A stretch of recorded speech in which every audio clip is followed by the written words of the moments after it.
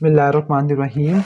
Today's topic of discussion is revision of NRA Chapter 2. इस chapter का नाम है law, course of law and court evidence. तो इस चैप्टर के अंदर हमने क्या क्या पढ़ना होगा। लॉ की डेफिनेशन क्या होती है ब्रॉड सेंस के अंदर और नैरो सेंस के अंदर, on the basis of source और टाइप्स ऑफ लॉ। ठीक है कि लॉ के सोर्सेज क्या होते हैं और लॉ की टाइप्स क्या होती है। Sources common law, statute law या स्टैट्यूट लॉ।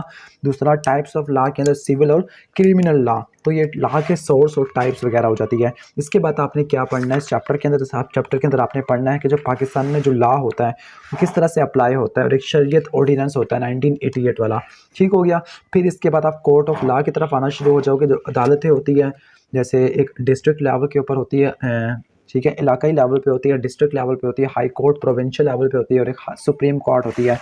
फिर इसके बाद जो तीसरा पार्ट होगा इस चैप्टर का जिसको बोलते हैं कोर्ट एविडेंस, आप इसकी तरफ आ जाओगे। ठीक है, कोर्ट एविडेंस। अब जो कोर्ट एविडेंस होगा ये भी प्रेजेंटेशन बेस्ड होगा या पर्सनैलिटी बेस्ड होगा। ठीक है, जो प्रेजेंटेशन बेस्ड है वो भी ओरल हो सकता है, रिटन हो सकता है, जिसको डॉक्यूमेंट्री भी बोलते हैं। जो डॉक्यूमेंट्री है प्राइमरी भी हो सकता है, सेकेंडरी भी हो सकता है। जबकि दूसरा वाला जो पर्सनैलिटी फेस होता है तो पर्सनैलिटी वाला डायरेक्ट भी हो सकता है, सर्कमस्टेंशियल भी हो सकता है या ओपिनियन ऑफ एक्सपर्ट भी हो सकता है। वो कौन से स्टेजेस होते हैं कोर्ट एविडेंस के। तो सबसे पहले आपको स्टेजेस वगैरह नज़र आ रहे होंगे। ठीक हो गया, स्टेजेस। इसके बाद जो मेडिकल प्रैक्टिशनर होता है उसके क्या प्रिविलेजेस होते हैं, क्या राइट्स होते हैं। ठीक है, फिर इसके बाद डाइंग डिक्लेरेशन, डाइंग डेपोजिशन, इसमें क्या फ़र्क होता है। डिले लिखा हुआ बल्कि यहाँ पर डाइंग डिक्लेरेशन आना है। ठीक हो गया। लास्ट में लीगल प्रोसीजर्स है, दरहम रूल है, मैकनॉक्टन रूल है।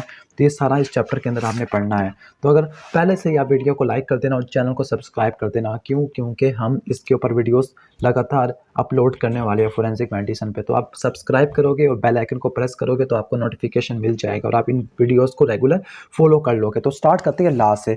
तो लॉ क्या है। लॉ एक इल्यूसिव टर्म है जिसकी कॉम्प्रिहेंसिव डेफिनेशन अभी तक पता नहीं चली, लेकिन इसको ब्रॉडेस्ट सेंस में और नैरोएस्ट सेंस में किस तरह से डिफाइन करते हैं।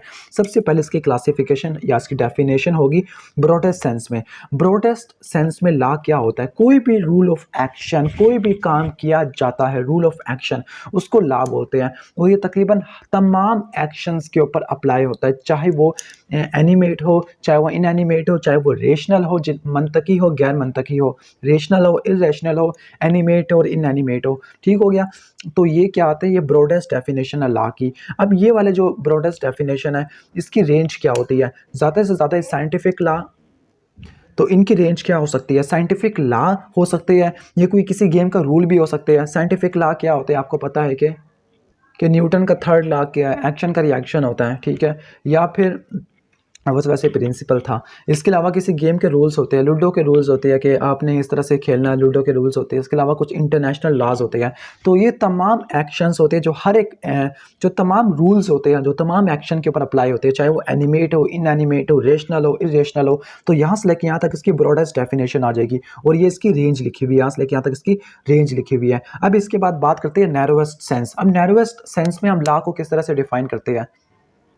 नैरोएस्ट सेंस के अंदर हम सिर्फ ह्यूमंस की बात करेंगे, जबकि ब्रॉडेस्ट सेंस में तमाम जो रूल्स होते हैं जो हर तरह के एक्शंस के ऊपर अप्लाई होते हैं, चाहे वो ह्यूमन के हो, चाहे वो एनिमल के हो, चाहे वो किसी और दूसरे जानदार के हो या किसी बेजान चीज़ के हो, उन सब के ऊपर अप्लाई होता था। लेकिन जब नैरोएस्ट सेंस की बात करेंगे तो नैरोएस्ट सेंस के अंदर जो लॉ होगा उसको किस तरह से डिफाइन करेंगे। लॉ एक रूल है, ठीक है, जो किसने स्टैब्लिश किया, किसी न किसी अथॉरिटी ने।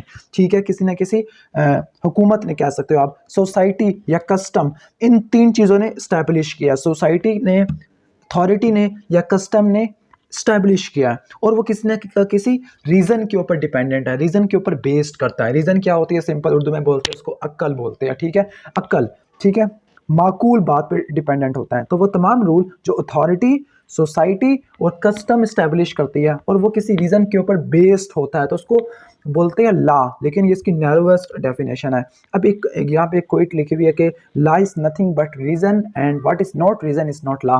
के लॉ कुछ नहीं है, लॉ एक सिंपल रीज़न है और जो चीज़ रीज़न नहीं कहलाएगी, जो चीज़ अक्ल नहीं कहलाएगी, अक्ल के मुताबिक नहीं होगी, उसको आप कानून कह ही नहीं सकते। ठीक हो गया। तो ये लॉ की दो डेफिनेशन होगी, ब्रॉडेस्ट सेंस और नैरोएस्ट सेंस। अब इसके बाद हम कर लेते हैं source and types of law. पहले हम बात करते हैं लॉ के सोर्सेस, कि लॉ के ज़राई क्या है, लॉ डिराइव्ड कहाँ से हुआ, किसने स्टैब्लिश किया। फिर लॉ के टाइप्स क्या है, कि किन किन कंडीशन के ऊपर अप्लाई होगा। तो सोर्स की बेस पर हम इसको दो में डिवाइड करते हैं, कॉमन लॉ और स्टैट्यूट लॉ। और दूसरा टाइप्स की बेस पर, या इसकी दो टाइप्स होती है, कॉमन लॉ और क्रिमिनल लॉ। ठीक है, ठीक हो गया, सोर्स है और ये इसके क्या है, ठीक है। जो स्टैट्यूट लॉ और कॉमन लॉ ये क्या है, इसके सोर्स है, और क्रिमिनल और सिविल लॉ क्या है, ये क्या है, इसके टाइप्स है। तो पहले हम बात करते हैं सोर्स की। तो सोर्स वाले क्या, सोर्स की बेस पर हम इसको दो में डिवाइड करते हैं, कॉमन लॉ और स्टैट्यूट लॉ।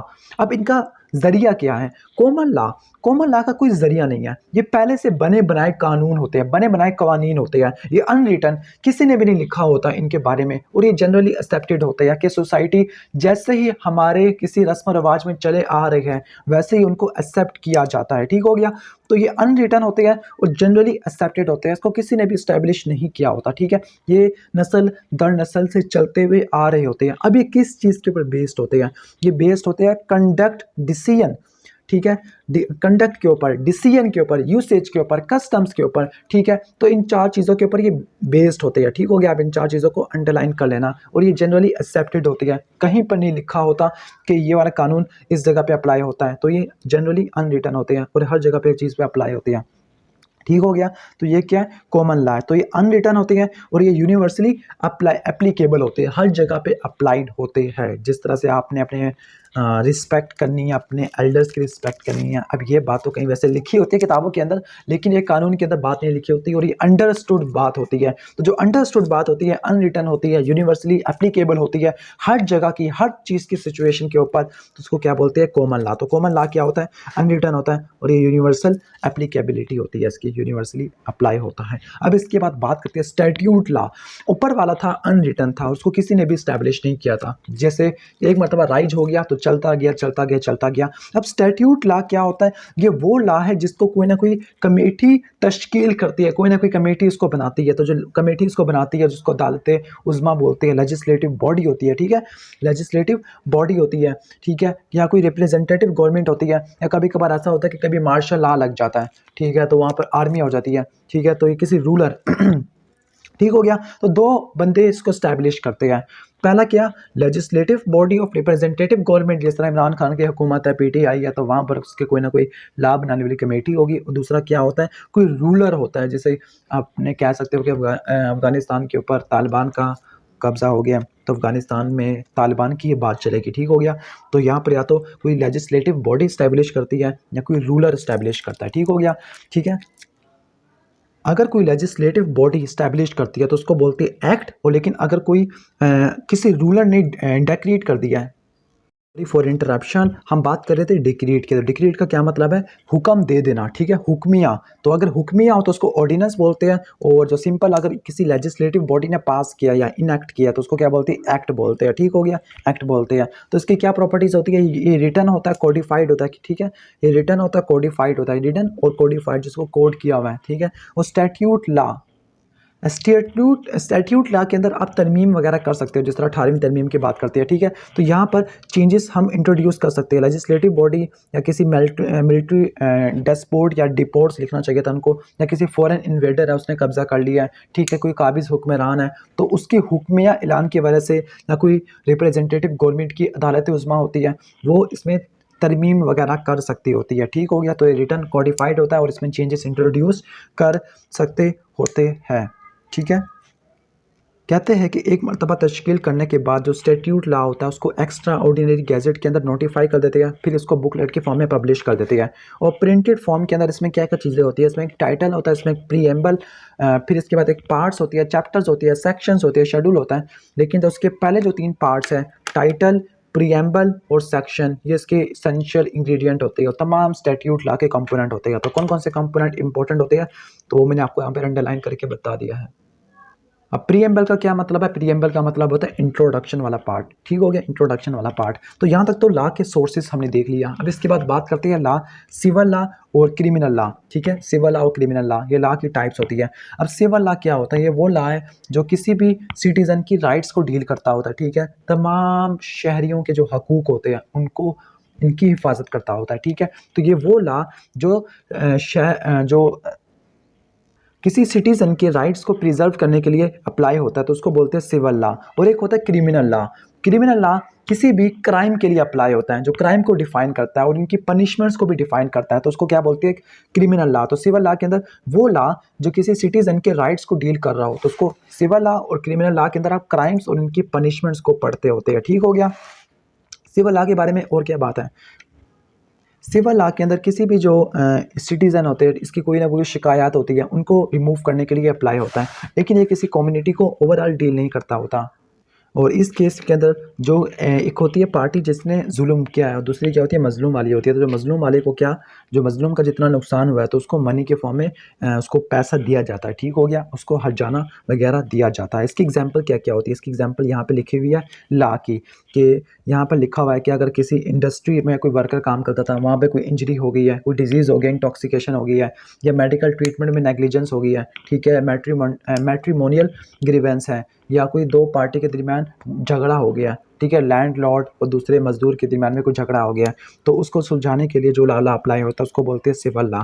जबकि क्रिमिनल लॉ के अंदर आप किसी क्राइम्स को और इनकी पनिशमेंट वगैरह को पढ़ते होते हैं। ठीक हो गया, पनिशमेंट वगैरह को पढ़ते होते हैं। इसका मेन पर्पस क्या होता है, इसका मेन पर्पस क्या होता है कि एक प्रॉपर गवर्नमेंट ऑफ पर्सन को स्टैब्लिश करना। ठीक हो गया। इसमें क्या शामिल होता है, इसमें वो तमाम चीज़ें शामिल होती है जो किसी भी कानून को ब्रीच करती है। मिसाल के तौर पर किसी ने कानून को तोड़ा है तो उसकी भी सज़ा मिलनी चाहिए, तो वो भी क्रिमिनल लॉ में अप्लाई हो जाती हैं। और ये तकरीबन हर चीज़ पे, हर बंदे पे अप्लाई होता है, चाहे वो अमीर हो चाहे गरीब हो। वैसे कानून के अंदर तो लिखा हुआ है, लेकिन वैसे होता नहीं है।